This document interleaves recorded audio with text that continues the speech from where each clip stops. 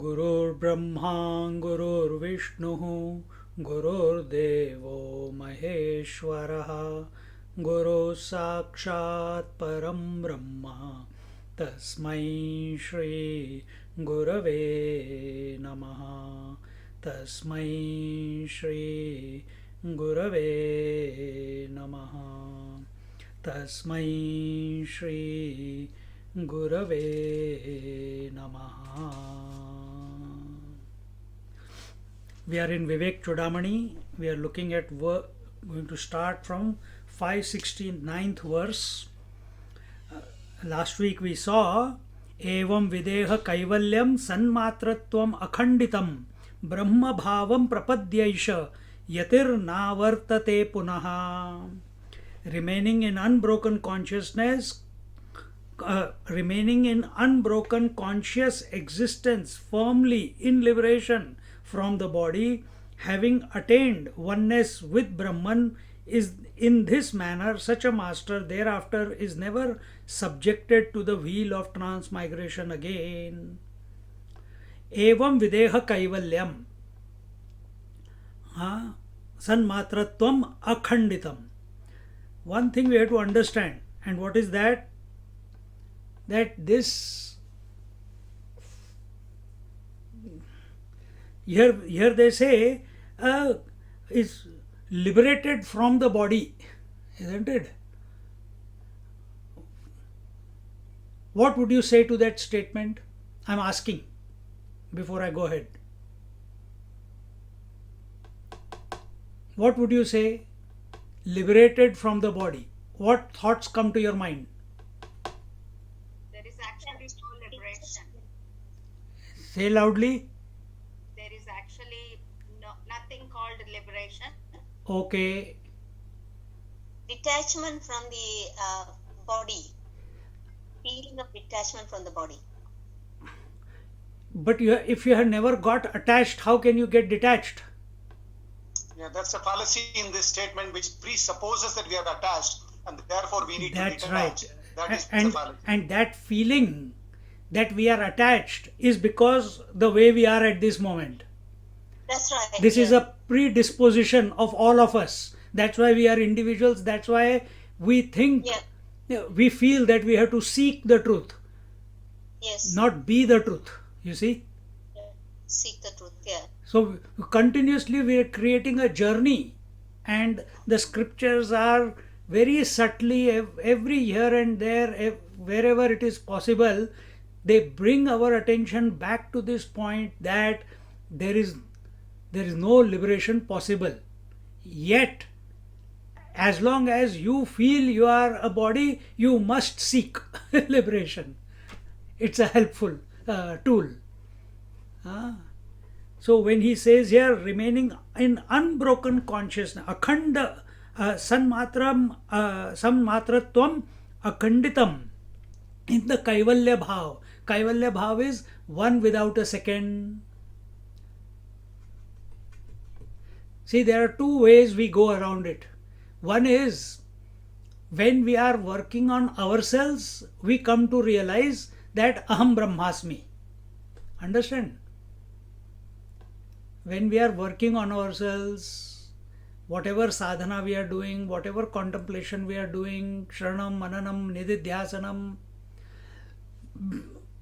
or we have followed the path of Vivek, Vairagya, Shatka Sampatti and Mumukshutvam, then where do we reach? We reach when we are working everything out within ourselves, we reach Aham Brahmasmi. Understand? So, Now, if this Aham Brahmasmi is reached on a seat of meditation, by doing Chitta Vritti Nirodha, you have forced your thoughts not to erupt in the mind and you have come to know that you are the self, then the next stage doesn't happen. But if it has happened through proper contemplation, proper understanding, with faith, then what will happen? The moment Aham Brahmasmi, how should I say, realization takes place, at that very moment, Sarvam Khalvidam Brahma also happens. So Aham Brahmasmi is not out there in the world. Here Aham Brahmasmi is I am Brahman. The teacher told you, you are that, Tattvamasi, and you realized I am that. But there is still one more aspect left. And what is that? I am the that. That the world is also not other than that. Otherwise, it will be only a personal realization, and that is where the Sankhya philosophy takes you. It takes you to, it says, realization one per body. Atma one per body. It is not so. So, only when these two aspects happen simultaneously, Aham Brahmasmi and Sarvam Khalvidam Brahma. Sarvam Khalvidam Brahma, Sarvam, everywhere, all that there is, without a break, is nothing but Brahman alone. Everywhere is nothing but Brahman alone. So outside we have come to realize that there is Brahman, and inside Aham Brahmasmi. So both happen at the same time. It is not that first I realize this and then I realize that. It doesn't happen that way. Once you have the space inside the pot was always the infinite space, but considering itself to be individual, trapped. Same way, the Brahman that I have come to realize is the Brahman which is the substratum, which is the substratum of the entire world. See, then this evam kaivalyam, then kaivalyam will happen. Happen means that one without a second principle, I am, and this realization without a thought happens. Whether you say kaivalyam or you say aham brahmasmi, it's one and the same. Because there is no corruption of the other. There is no corruption of otherness. There is no subject-object here in Kaivalyam. If the Aham Brahmasmi is a thought in our mind, then there is subject-object. I is the subject, Brahman is the object. Then what is realization? The I realizing that itself is Brahman. So the mind may use those words, but what they are connoting, what they are indicating is beyond the thought. And in this way, having attained oneness with Brahman in this manner, Aham Brahmasmi and Sarvam Khalvidam Brahma. In this manner, such a master thereafter is never subjected to the wheel of transmigration again. Then from there onwards, this master, no more reborn.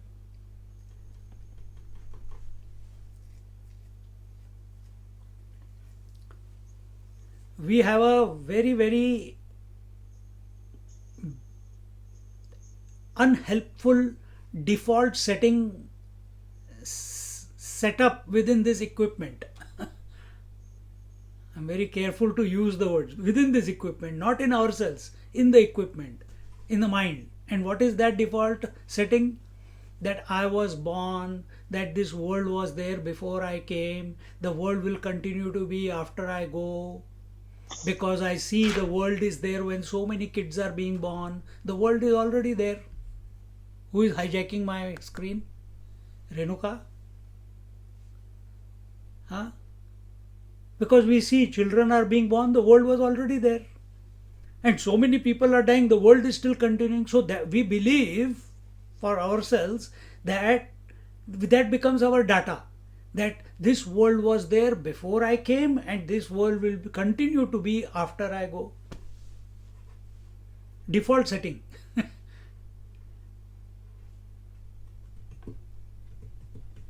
We are never ready to take this position that everything began the moment I identified with the body. The world begins the moment I identify with the body. The sansar begins the moment I identify with the body. If you are not identified with the body, no problems. Frolic through life. Like a child does, uncaring, unconcerned.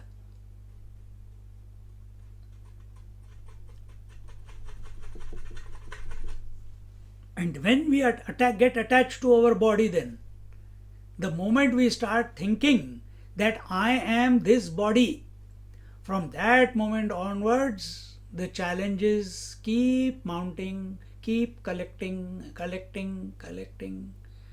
The identification becomes deeper and deeper and deeper and deeper and deeper. So here Adi Shankaracharya is telling the seeker that remain in the unbroken conscious existence as the one without a second, and that is only possible when we have given up body identification.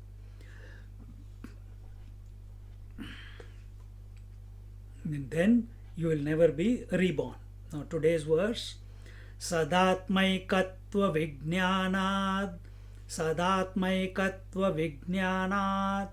Dagdha Vidyadi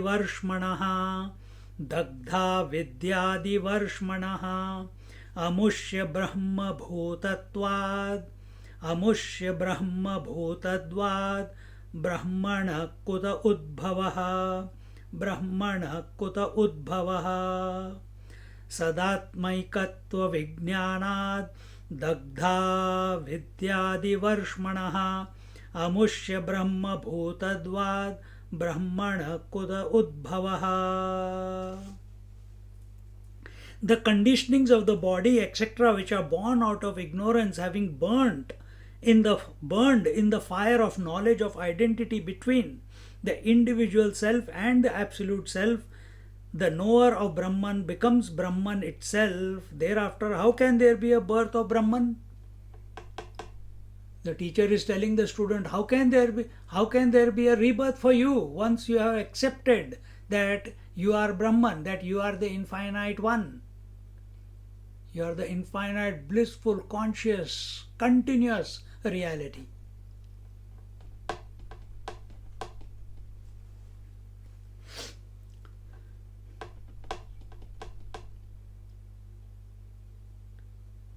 See, what does he say?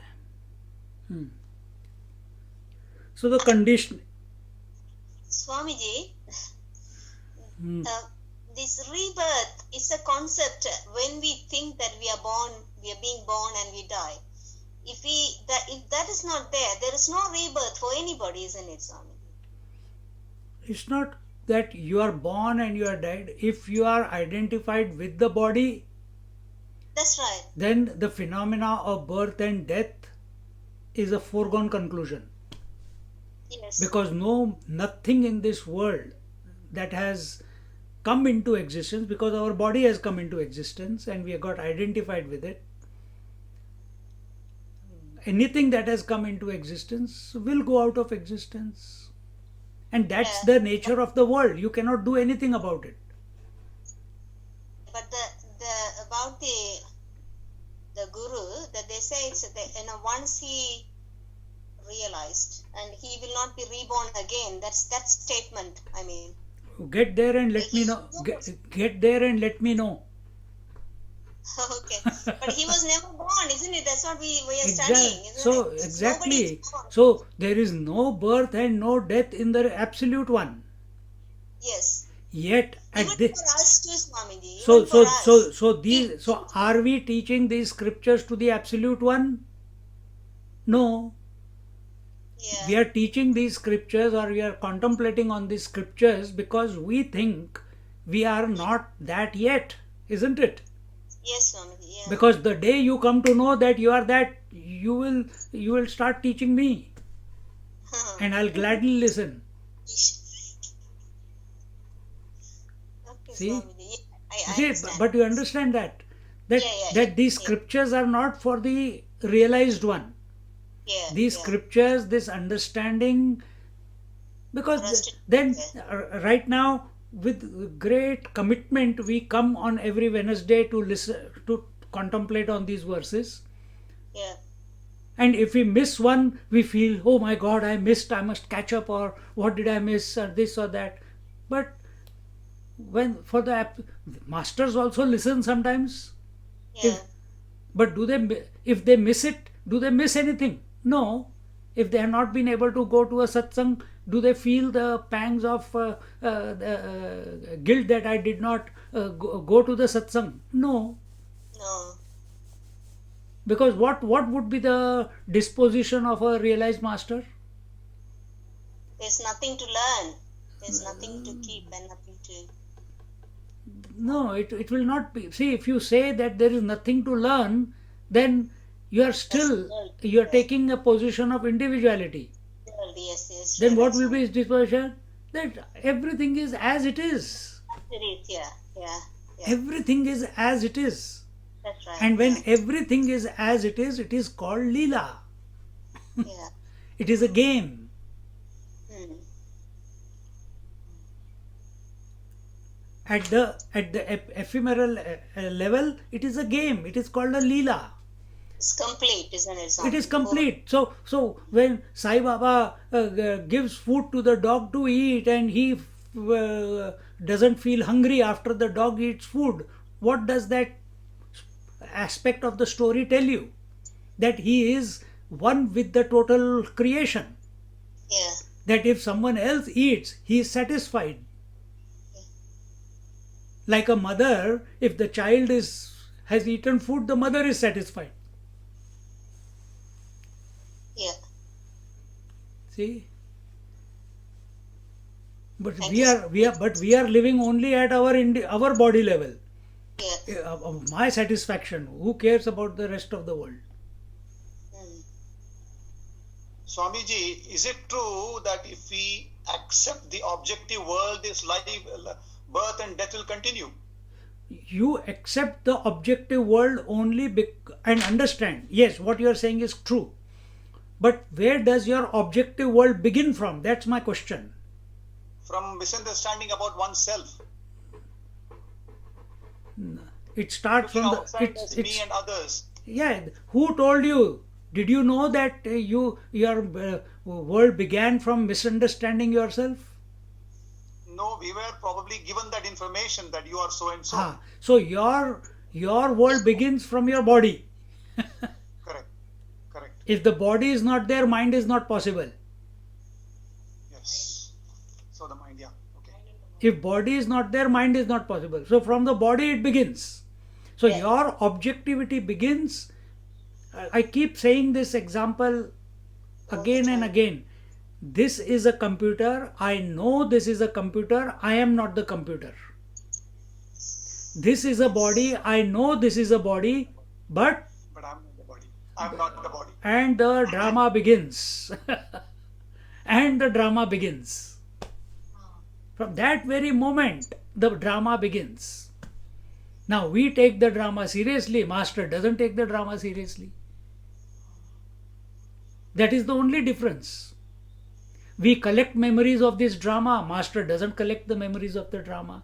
We expect the drama must reach its conclusion. Master doesn't care where the drama, however it unfolds, because everything is the self alone. See that? So that disposition is yours, is ours at this very moment.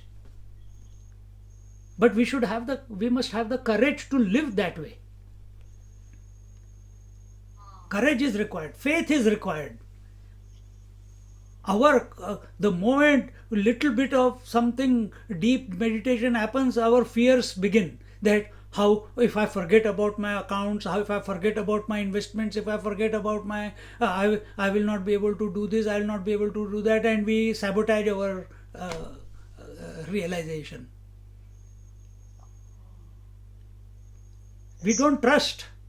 We don't trust the reality as much as we trust our mind. And what is mind? Karta and bhokta, doer. I need to do something.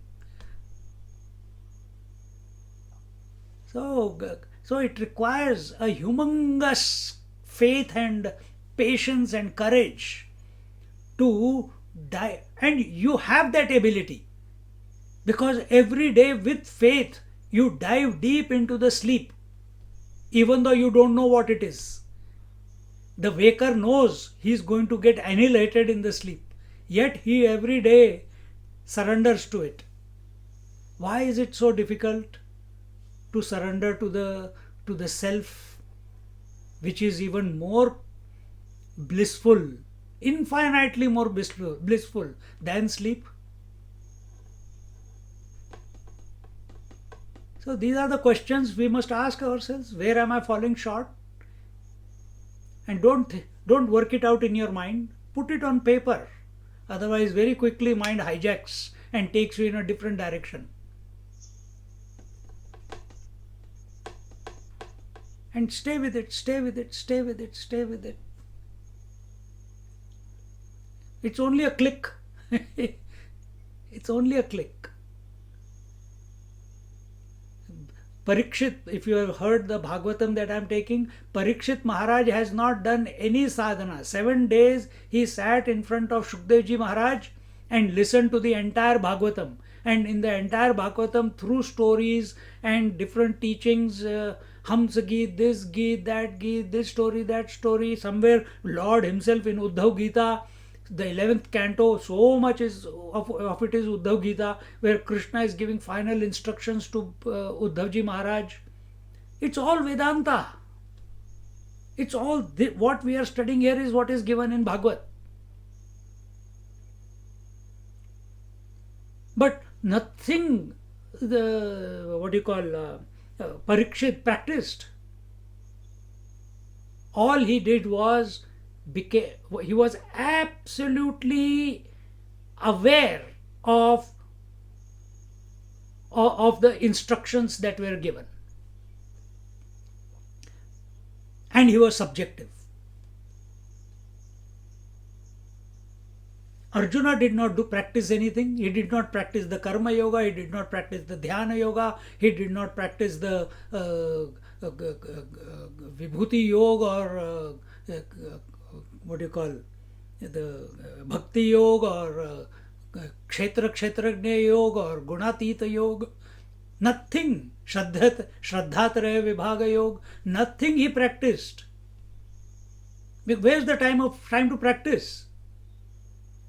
But what he did, he was 100% available to Lord Shri Krishna. And what did Krishna say to him? Now I have told you what I had to tell you. The decision is yours. Krishna did not make any decision. And then he says that, oh Lord, by your words, nashto mohaha, that all my delusion and illusion has been destroyed, and I am ready to do what is required to be done. Are we ready what is required to be done at this very moment? That is, be 100% available. To whom? Not to the words. To the self. And the self is not only inside it is all that there is.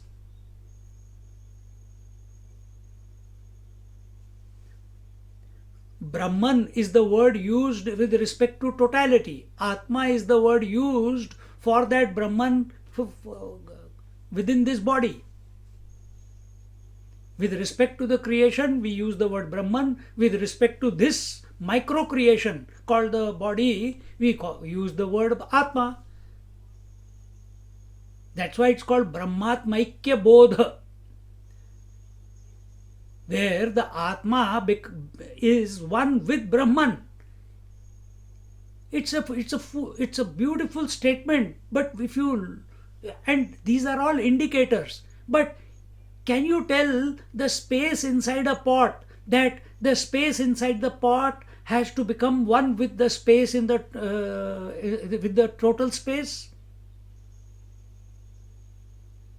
It sounds foolish, isn't it? Because you know that the space inside the pot and the space outside is one already.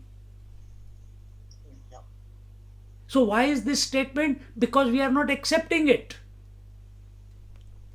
We are thinking that I am in this body and you are in your body and she is in her body and Paramatma is, I don't know, I don't know. Duality and plurality. Whatever. We are not ready to accept. So this thought that Brahmatmaikya Bodha is not understanding by way of thought. It is direct realization that Atma is Brahman and Brahman is Atma.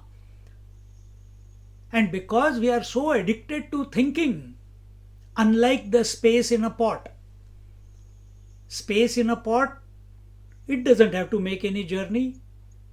The water in the wave doesn't have to make any journey. It knows it is the water. But because we think we are intelligent and we are addicted to thinking, to kriya, so how can you cancel the kriya? By kriya. How can you cancel a thought? Only by a thought. I am the jiva, I am the condition, I am the, I was born, I will die one day. So these conclusions are cancelled by that you contemplate on the infinite. The self has to unite with the infinite one, Brahmatmaikya Bodh. Again, words only, no? But it's a unionless union between Atma and Brahman. The union of when a wave merges back into the total waters, is it a merging? Think. Was it not already water? So how can water merge into water? How can water merge into water? But then what are your eyes seeing? They are saying that the wave came into existence and wave merged back into the waters, isn't it? So was your attention on the water or was your attention on the form? On the form in that state. So form became unmanifest. Water ever remained the same. So what is death? What is realization? Both are same. Both are same. That this form will stop having an impact on you, on the Atma. Either you call it the death or you call it the death of the form, because now the one who is established in the self, he sees the form but is not affected by the form. He is not influenced by the form. He is not in the grips or the clutches of the form. He is not being dictated by the form. He is not ruled by the form, unlike you and me at this moment.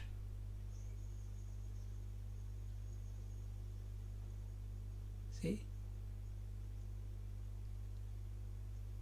In devotion, we call it Ishvara. In Vedanta, we call it Brahman. He is the one, no, who is beyond everything. He was not influenced by the form. In Kashmiri Shaivism, he is called the Paramashiva or Shiva. See? So these are points to ponder. We don't have to become fixated, but need to ponder as to what is, and you can don't ponder as an individual. Take that position. Take the higher position. Like you are in your family, you got your son, your daughter, your in-laws, or if you are the eldest in the family, all of the people come together. When you go, you are the patriarch of the family or the matriarch of the family. You have to take the higher position. You have to see that everyone is taken care of. You have given the attention to everyone. That everyone is, if they have all come to meet you or you have called them, you have to see that they are all happy too, isn't it? But when they are not there, how do you feel? You are just with yourself, you and your wife, that's it. But when it is the whole family is there, then you are not just a husband. Now you are someone's uncle, you are someone's brother, you are someone's son. Everyone is there, and you have to take. You are out there. You have to take that higher position. That I am playing. I have to play all the roles without disturbing anyone. I have to cater to everyone without getting disturbing anyone. So why can't we take the position that I am not disturbed by the waking dream and sleep? It's that simple. We keep repeating this. Eyes are not disturbed because the forms come and go. Ears are not disturbed because sounds come and go. Nose is not disturbed because fragrances or smells come and go. Tongue is not disturbed. It remains steady with the tastes coming and going. Similarly, the mind is not disturbed by the thoughts coming and going.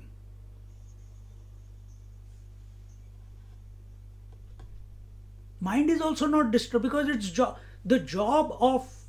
So neither the senses are disturbed. Think of the way I'm explaining. Be subjective. Neither the senses are disturbed, neither the mind is disturbed, neither the intellect is disturbed, because from childhood till today, so many new convictions you have made, you have changed your conclusions of life. Then who is getting disturbed? The ego. And a fictitious entity is getting disturbed. Atma is Satchidanand Swarup, it cannot get disturbed. Mind is not, because it is all that there is. Mind is not disturbed by the coming and going of the thoughts. Senses are not disturbed by their respective stimuli. Then who is getting disturbed? There is no, and who is this ego? Is there a entity called ego? Is there a being? Imaginary. It's a fictitious entity. It's a ghost which doesn't exist or exists in its own absence. And that we have considered ourselves as that person. And we are refusing to accept ourselves as that infinite one, as we told in the previous verse. We are refusing. We are insisting again and again and again and again that I am this body, that I am this individual, that I am this karta and dharta and bhokta. Dharta तो कोई चीज नहीं होती, but karta and bhokta. See?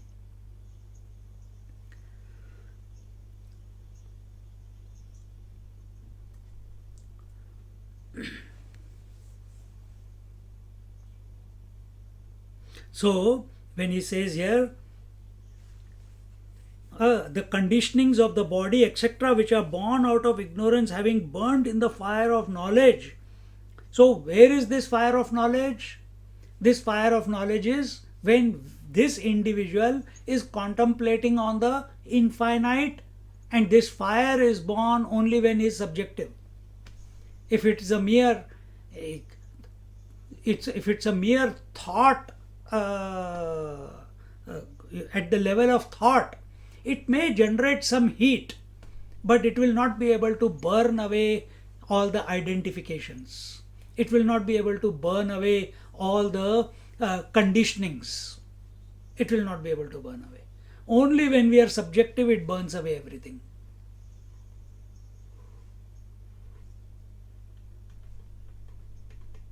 Two things happen when you do this. Either you go to sleep because you cannot handle,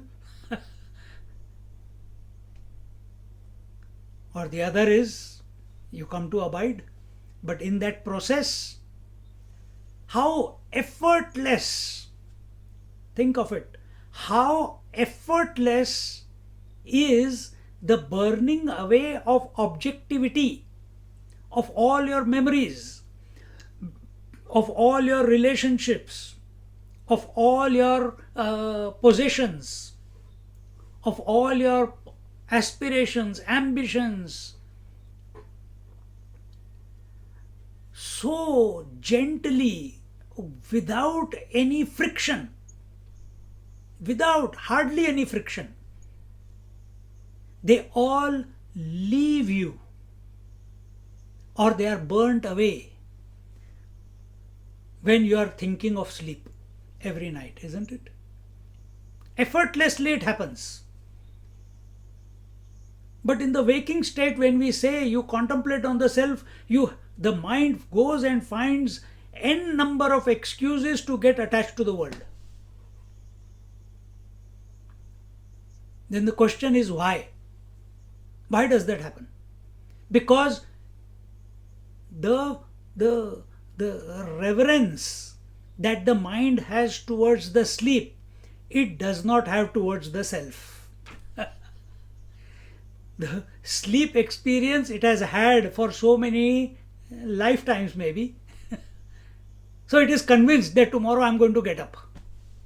So it is okay to surrender.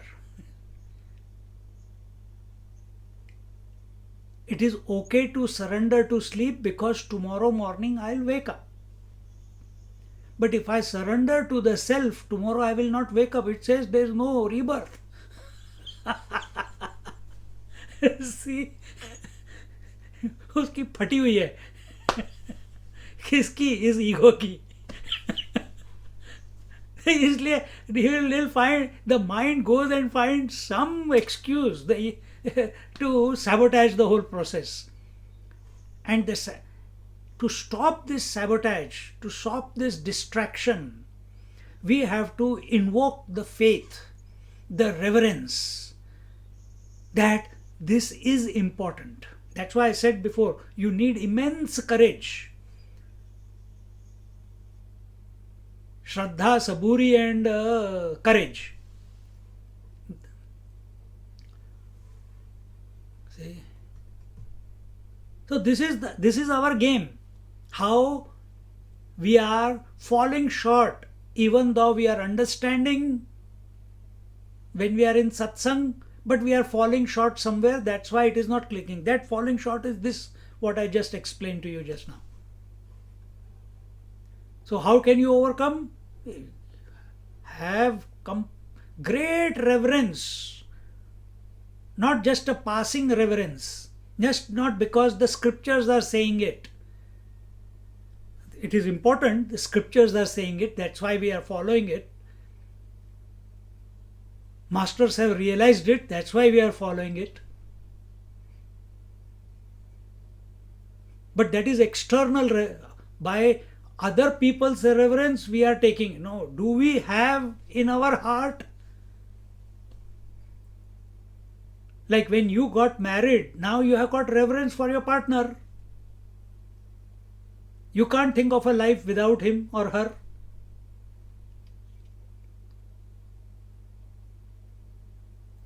Do you feel the same affinity or even greater affinity with the self as compared to your partner? I'm not trying to create trouble here, okay? But do you have more affinity with your essential nature than your partner? Are you ready to sacrifice everything for the self that we are? Or we are going to sacrifice the self for the sake of partner, children, possessions, etc., for the ego? See? So the conditionings of the body, etc., which are born out of ignorance. So, having burned in the fire of knowledge of identity between the individual self and absolute self, the knower of Brahman becomes Brahman itself.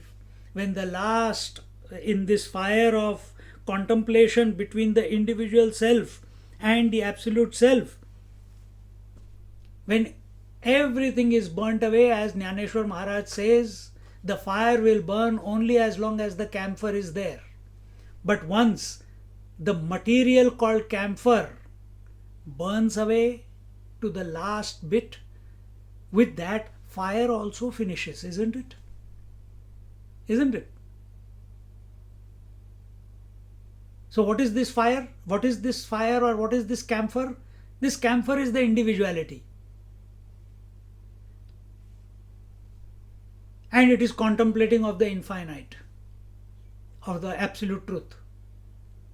And in that process, it is dissolving. And how long will it keep dissolve?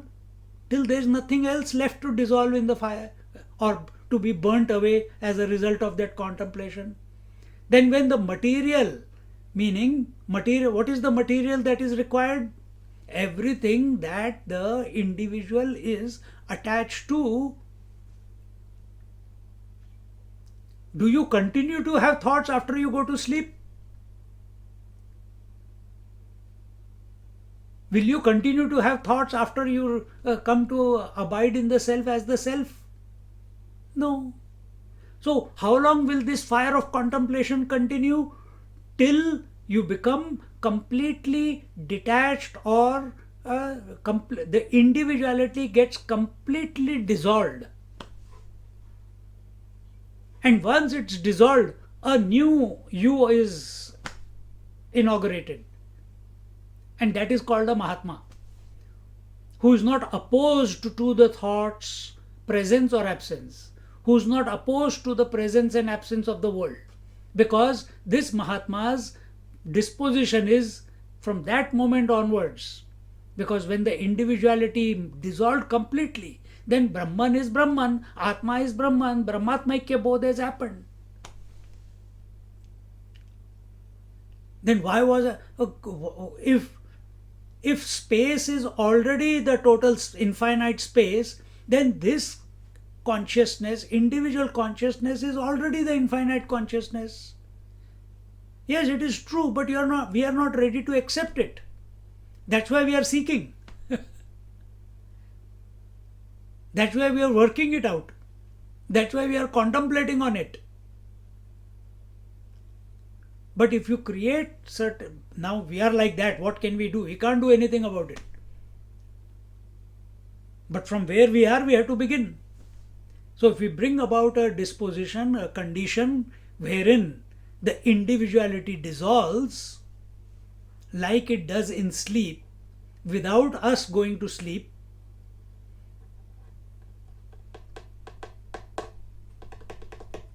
from that moment onwards, then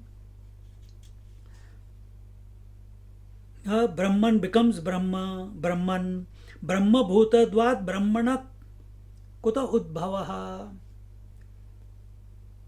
Then how can there be Brahman, what is Brahman? That which is larger than the largest, that which is all inclusive,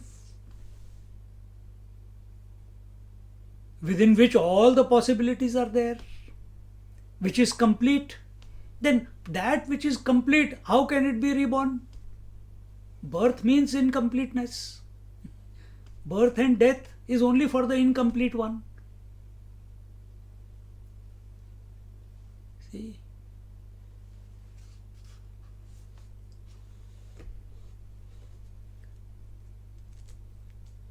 माया क्लृप्तौ बन्धमोक्षौ माया क्लृप्तौ बन्धमोक्षौ नस्तस्वात्मनि वस्तुतः नस्तस्वात्मनि वस्तुतः यथा रज्जौ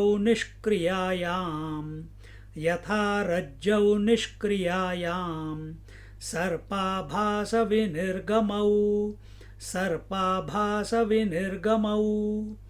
माया क्लृप्तौ बन्धमोक्षौ नस्तस्वात्मनि वस्तुतः यथा रज्जौ निष्क्रियायां सर्पाभासविनिर्गमौ.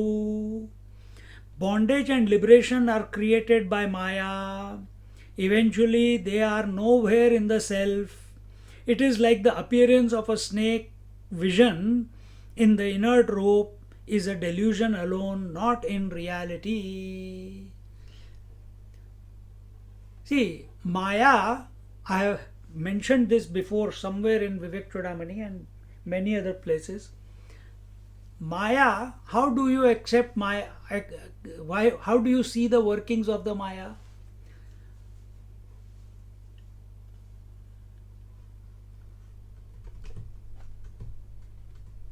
I'm asking. In the way it is attracting our indriyas by the various happenings outside Okay. in the world. With the information that I gave you before, that senses are undisturbed by the stimuli. Is your statement valid? No, I'll go one step further than that. I'll say Okay. that by the way we are interpreting what the indriyas, the senses are telling us. Okay, Or by the way, my this next lead- question will be, do indriyas have intelligence in them? No. Then how They are can just- indriyas tell you anything? Maybe the way the mind is interpreting them. Now, so, so way mind is interpreting, okay. But mind nobody has seen. I think Yet- I'll go one yet- step further and yet- say maybe the intellect. Yet it seems to be there, isn't it? Yes. Nobody has, you have seen the body. Nobody has seen the mind. Yet it seems to be there, isn't it? So, bondage and liberations are created by Maya. Maya is the word when we take it at the level of totality. So, who is Ishvara? Mayapati. Right? Why is he called Mayapati? Because he is not disturbed by her. He is not disturbed by her chanchalta, by her fluctuation. He is not disturbed by her throb. He is not disturbed by her. And how does she manifest herself, the Maya? By manifestation and unmanifestation. This is the throb that Maya continuously goes through. But the Ishvara is not disturbed, right? Or the Absolute also. For the Absolute, there is nothing called Maya. So that's why I'm using the word Ishvara. From the Absolute standpoint, there is no creation only. First thing. Because Absolute is Absolute. So if we are talking about Maya, then Maya, from Ishvara's point of view, Maya is under his control. Meaning, it is not that he has put chains on her and he is controlling her like a Katputli, like a puppet. No. He is undisturbed by her presence or absence. He is, be attentive, he is undisturbed by her presence or absence. Now that same Maya expresses at the individual level as the mind. It is and it is not. Are we having the position of the Ishvara, disposition of the Ishvara, that we are not disturbed by the presence or the absence of the mind? No, not yet. no, isn't it? And yet, yes, because when I tell you that you know that yesterday you were a waker, dreamer, sleeper, you say yes. So, which means that fellow was undisturbed by the manifestation of sleep. Oh, sorry, manifestation and unmanifestation. And manifestation was deep sleep, manifestation was waking and dream. So technically, if you understand how I am unfolding, you are undisturbed, but you are choosing not to be the undisturbed one. Because we have given too much importance to the manifestation and the unmanifestation. More than due importance. So we are giving more importance to the manifestation and unmanifestation. Therefore, we are enslaved by manifestation and unmanifestation. Importance can go only two ways. Either it can go towards the Maya or it can go towards the self, towards being. We choose the Maya.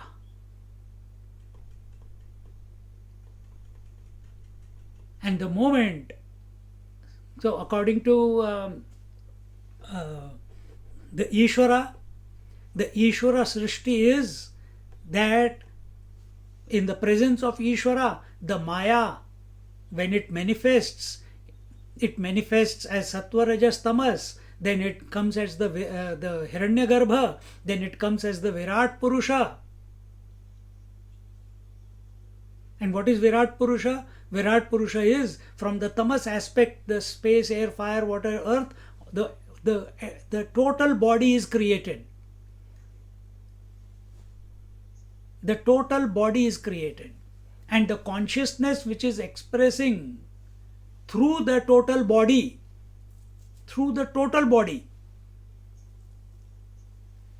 the consciousness which is expressing through the total body is the Jiva, the Virat. He is the total Jiva. He is the one Jiva. And then in that Jiva, so that is the phenomena. We cannot stop that.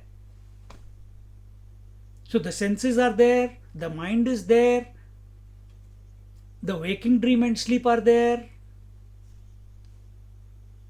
But the total Jiva, he is undisturbed by the coming and going of the mind. He is undisturbed by the stimuli that are coming and going through the senses. Undisturbed. So there at that level, at the totality level, infinite level, totality level, when the waking comes, he is called the Brahma. He is called the Vishnu. When the dream comes, he is called the Brahma. When the sleep comes, he is called the Shiva. And all three of them are the masters of their creation. They don't get disturbed by their creation, do they? So that is at the total level. Now till the manifestation of the body. Body is manifested by whom? By the Maya. Because Sattva, Rajas, Tamas, the Tamas went into making the gross space, air, fire, water, earth. The Rajas is the Tanmatras of the space, air, fire, water, earth. And the Sattva went into making the Mana, Buddhi, Chitta, Ahankar. Now this has happened. You cannot stop that from happening. Ahankar here, we are not talking of it as ego. It is that principle which keeps the body together. What is that which is keeping the whole earth together? What is that force? What is that force which is keeping the entire solar system together? Otherwise, one miscalculation and the whole solar system will collapse.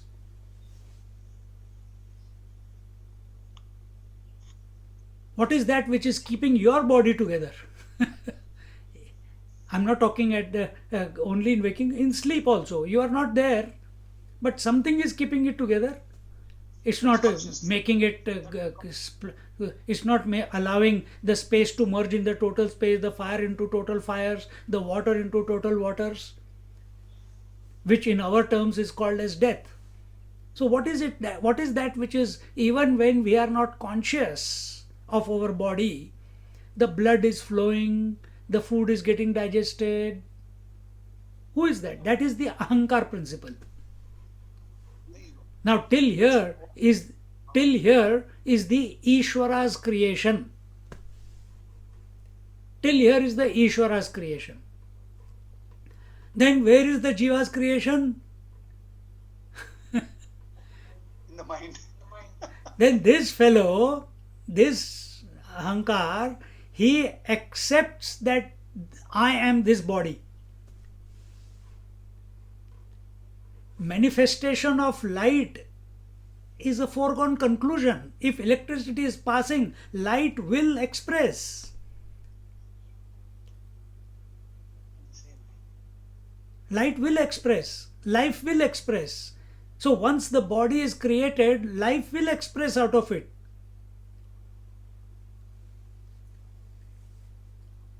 See?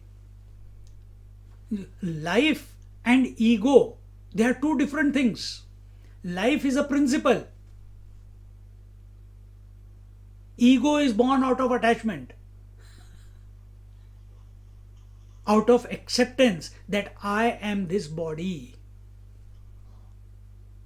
So who are Mahatmas? Who are living it, who are allowing the life to be lived.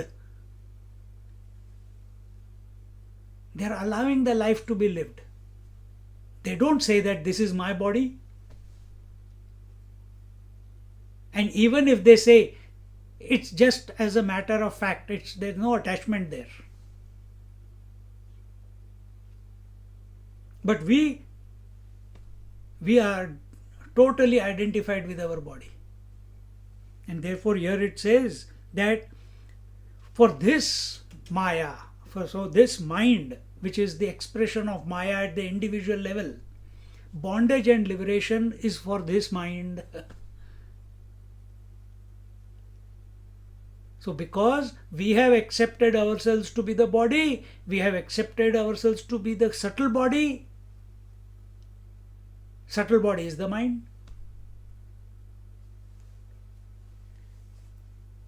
And the moment mind comes, what is the basic premise of the mind? Duality.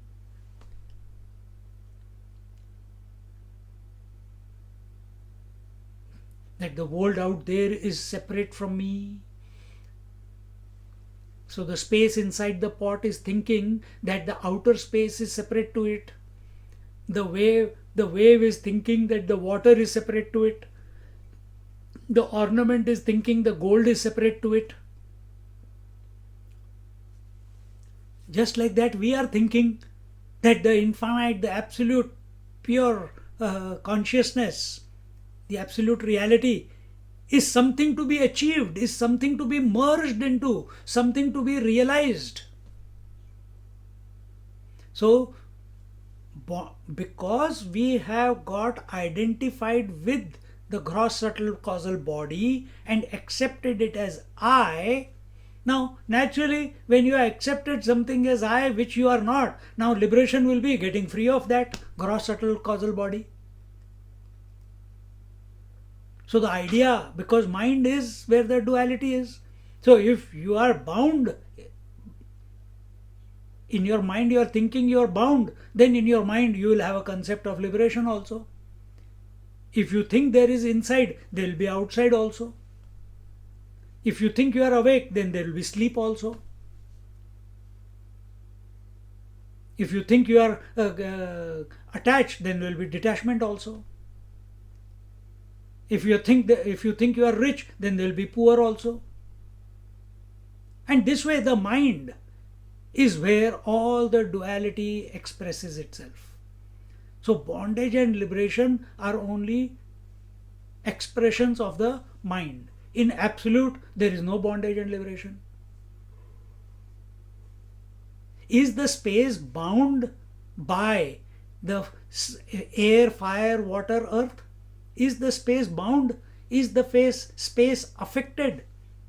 Can the air dry the space? Can the fire burn the space? Can the water wet the space? Can the elements affect the space?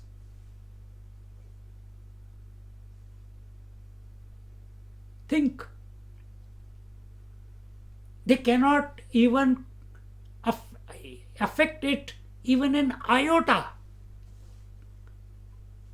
But all these four elements, they cannot exist without the space.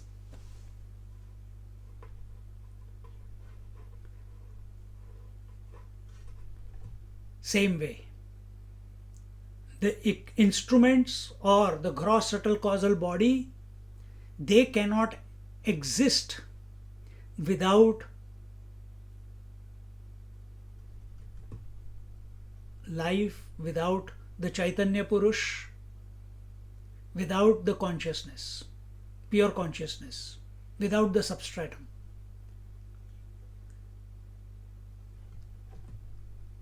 So just like space is not affected by what it is supporting to within its womb, same way pure consciousness is not affected by what it is supporting. What is it supporting? The gross, subtle and causal body.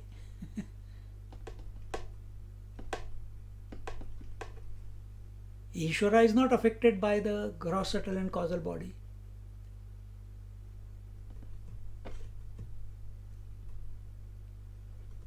See? The moment we go beyond the mind and get established in the truth as we are, that very moment, this Triputi of Jeev, Jagat, Ishwar, which is the expression of Maya. Jeev, Jagat, Ishwar. Jiva, the individual, versus the world, and these two versus the Ishvara. These three are the three strands of the tripod. If one of them is gone out, the other two cannot stand.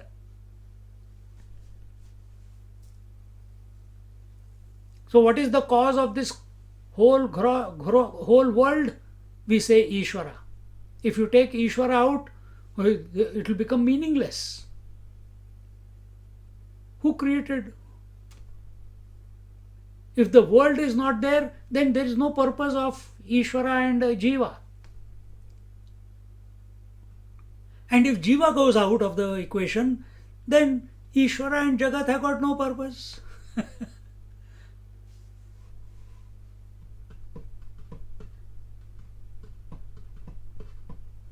Like there is a cricket ground and there is three teams. Three people are there. Batsman, bowler and the umpires. So Jiva is the batsman. He has to dodge. He is continuously being attacked by various bowlers. Life is throwing incidents at us again and again and again. The world is throwing. And what is umpire doing? So Jiva is the batsman, Jagat is the fielding team, and umpire is the Ishvara. If you don't have the umpire, the game will be a total chaos. No rules. If the batsman decides I am not going to play, there cannot be any match. And if the batsman is there, what is the fielding team going to do there along with the umpire? But understand one thing, that yes, the umpire, the fielding team and the batsman, they are mutually, they are making the game happen. But whether that game happens or does not happen, today there is cricket match, tomorrow there is footy match. Is the ground on which it is played affected? No. Exactly the same way. When we reach the absolute consciousness that we are, then this game of Jeev Jagat Ishvara, which is only valid as long as we are an individual. Understand this. This game of Jeev Jagat Ishvara is valid only as long as we consider ourselves to be an individual. This whole game collapses. Meaning, collapse means it stops having an effect on you once you come to know who you are. Then after that, game will continue. But now there is no winning and losing. As an individual, there is a winning and losing. I must liberate. Otherwise, I wasted my life. Then there is no winning. Then what is it? Then it's only a game. Then it's only a game. For masters, it's only a game. For us, we take life too seriously because we are the batsmen. In bhakti, we want to be the umpire. But we want to be the ground. Immaterial, what game is played, we remain undisturbed. So here when it says bondage and liberation are created by Maya, eventually they are nowhere in the self. So this game of Jeev Jagat Ishwar, this game of bondage and liberation, this game of winning and losing or draw, it is nowhere in the ground. It is nowhere in the absolute substratum. Substratum of that game is the ground, isn't it? Without the ground, can you play the match? Not possible. So you are the ground, you are the substratum, you are the foundation. See, Ishvara knows this. We don't know. Once you know, then you will also play. You will not play. The play will go on. You will not be affected by the play, what is going on. Then it becomes a game. See? I was listening just now. Our MS Dhoni, he retired, and someone is writing about him. They said, "What do you distinctly remember about Dhoni?" They said, I think I can't remember who was saying. He says one thing: he was never attached to the results of any game, any match. He just went and played, and he didn't care whether he is going to win or lose, but he will give it his best. Now, what a philosophy! That's the second chapter of Bhagavad Gita. Perform the action without expectation of the result. See? Look at all the players. They are to be thrown out of the game only, then they will retire. And when is Dhoni retiring? He still has he's still fit. His average is still 60, 70. He's retiring at peak, Swamiji. Exactly. Even though he's 39 years old, but his performance compared to many other batsmen is still one of the top.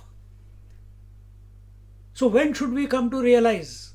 When we are still in the best of health, not when we retire. Recognize while you are still fit, you are able to contemplate, we are able to think. Before this body, before this body becomes an impediment and starts hijacking our attention more and more, when we are healthy, come to realize, come to be the substratum, come sort out yourself while you are healthy. Because disease, old age and death is just round the corner. Nobody can avoid it. Nobody can avoid it. So I'm not saying that you do it out of fear, but if that is a motivating factor, let it be so. If we are not ready to surrender to to be the absolute, then maybe fear works.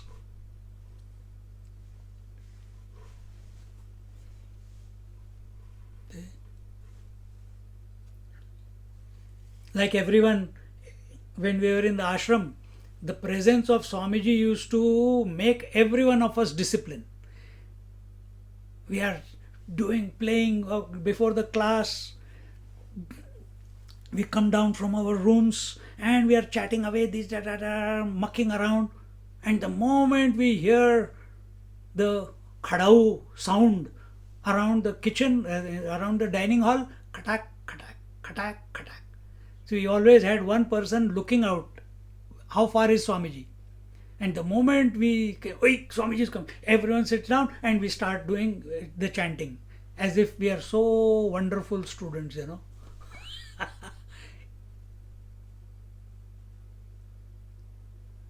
Become disciplined.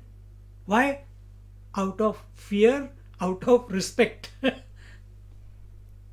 So if you understand that old age, disease and death is going to come, it's inevitable, then become disciplined now. Then don't complain afterwards. Don't complain afterwards. Eventually they are nowhere in the self. In the absolute self, neither the bondage is there nor the liberation is there. Bondage, Jeev Jagat Ishwar. Liberation, absence of the three.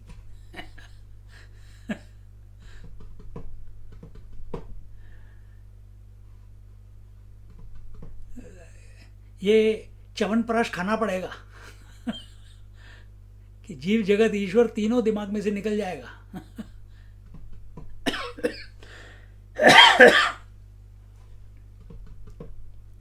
Think.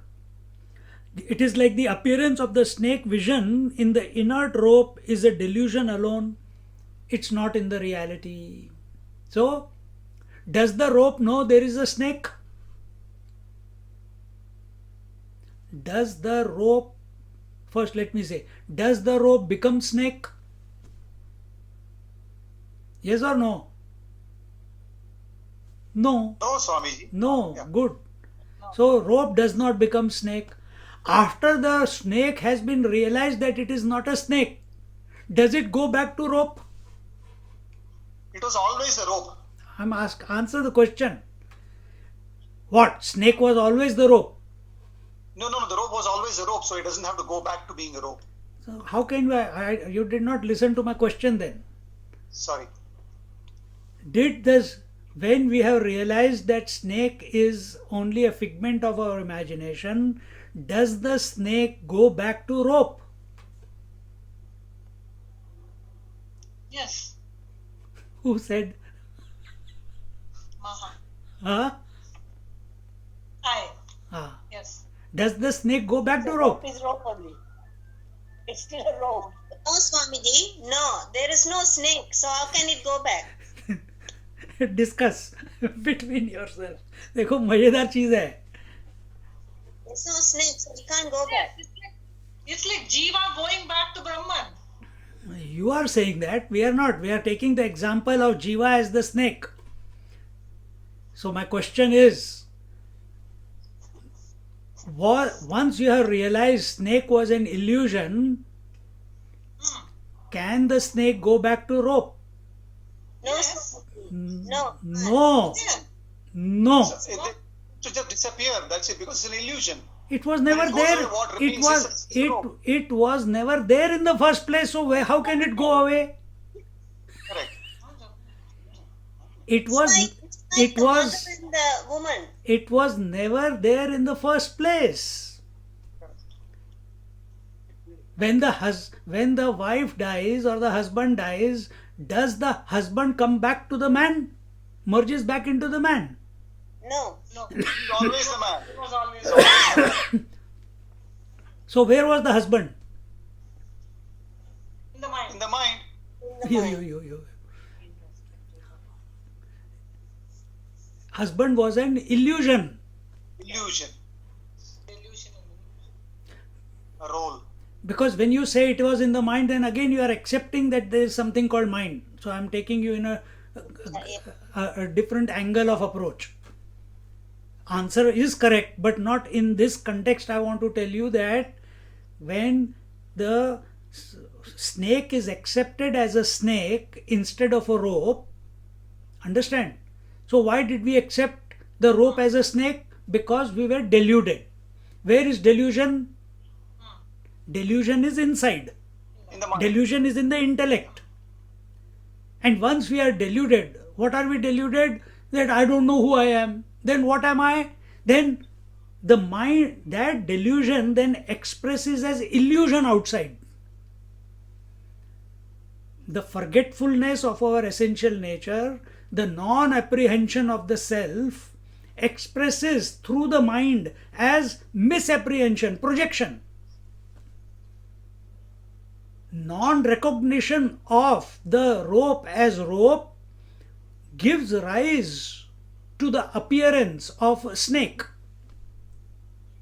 You understand? Yeah. Non-recognition of the self as the self gives rise to the appearance of The individual. Individual man. gives rise to the appearance of whatever. You can call it the body, you can call it the mind, you can call it the jiva. See? So if we are looking at it from Ishvara's point of view, then the body is there. So we say, oh, it's the appearance of the body.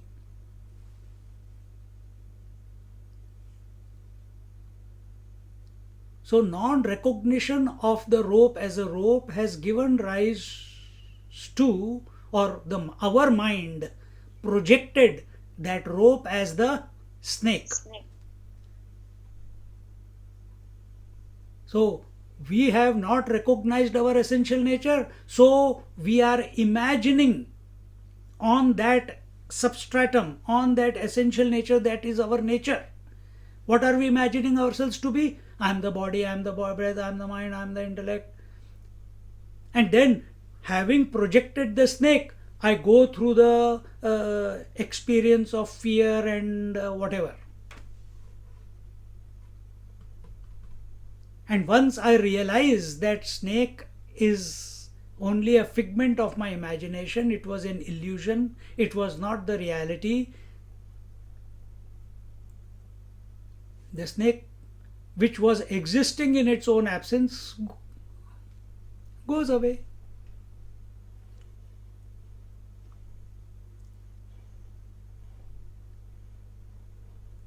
So, can we get liberated? Can the individual get liberated? Can it go and merge into the absolute? No. Can the snake merge into the rope? No. Can the wave merge into the water?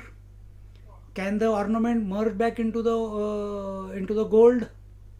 Can the husband go back into the man? Can the wife go back into the woman? How many more examples should I give? No for all. No for all. So, can you get realized?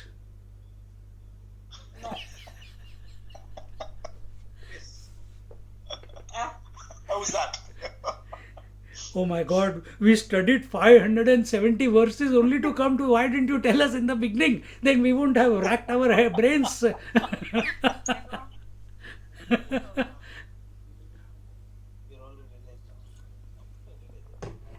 You understand? Swamiji, so what is in this one in relate to Nama Rupa? Is it Where are you coming from, Nama Rupa? it's like I'm just a thought. No, came stay with the thought. Okay. Nama Rupa is of the snake, no? You have given a name. You have given a name to that which does not exist. And what is the Yes. name? Snake. And what are you seeing? A form of a snake. But actually, what it is? The rope. Okay. So you have given a name and form. What is the name? Renuka. What is the form? So Form is. no, Wish- the body. Yeah. Huh. Yeah. Self cannot be illusion. No, yes, Swamiji. Yeah. So you have given it the form, your body, and now you are accepting that to be real than as compared to the substratum. Mm. It is like the appearance of the snake vision in the inert rope is a delusion alone, not in reality. So same way, yatha rajjo nishkriyayam sarpa bhasa vinirgamau. Yatha rajjo nishkriyayam. Neither has ever the snake come out of the rope, nor has it ever gone back to the rope. Never has the pot space been created out of the total space, nor has the pot space, when the pot was broken, has it gone back to the total space. Why? It was always the space. Now apply it. While I'm saying it in so many different ways, be subjective. We are talking about the self that we are. That there is no coming and going of the self. There is no separation from the infinite and now to merge back into the nothing like that. Having said that, one word of caution: don't stop everything that you are doing, all the sadhana that you are doing, because these are the final instructions. As potent as they are, it is only after the student has understood. Like our, who was this?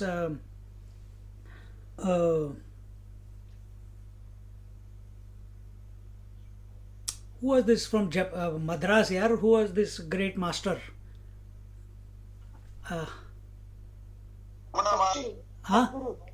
Sadhguru. No. Ramana Maharishi. No. Ramana Maharshi? The one who was experimented by those ladies and the Theosophical Society and all was created by them. What was his name? Yogi. नहीं आपको नहीं पता. J. Krishnamurti. हाँ, J. Krishnamurti. Now J. Krishnamurti, after having gone through 70 years of his life of various practices, various experimentations, he went into the occult, he went into the tantra, went into meditation, went into pranayam, everything he experimented with. And then towards the end, when he was 50, 60 years old, that time he started at every platform that there is no God and there is no Guru. Guru is not required. Now, did he ever say all those things in the beginning? No. Only after he matured. Only after you have matured into married life, you don't suggest that youngsters should get married, isn't it? But if your attention is that I have suffered, why should they not suffer? Yeah, get married. Think. So after maturing, then he came to that conclusion. But if someone says, oh, he said that no guru is required, I also don't want a guru. You will go only round in circles then, because you have not done the hard yaka throughout your life to get to that realization which must come from within. That the true guru is the guru within. As we are studying in Amrit Anubhav. So same way, remember the context that this is the final advice being given to the student. So how you should study the entire Vivek Chudamani, keep these pointers in your mind, that in the end there is no bondage, there is no liberation. In the end there is no bondage and liberation. Yet I must continue to do the practices. See? आवृते सदसत्वाभ्याम वक्तव्ये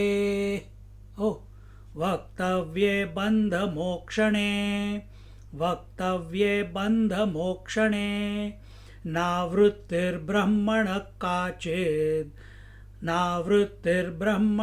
काचिद् अन्याभावादनावृतम्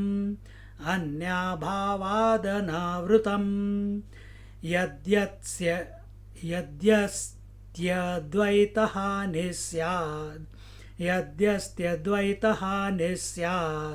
द्वैतं no सहते श्रुतिः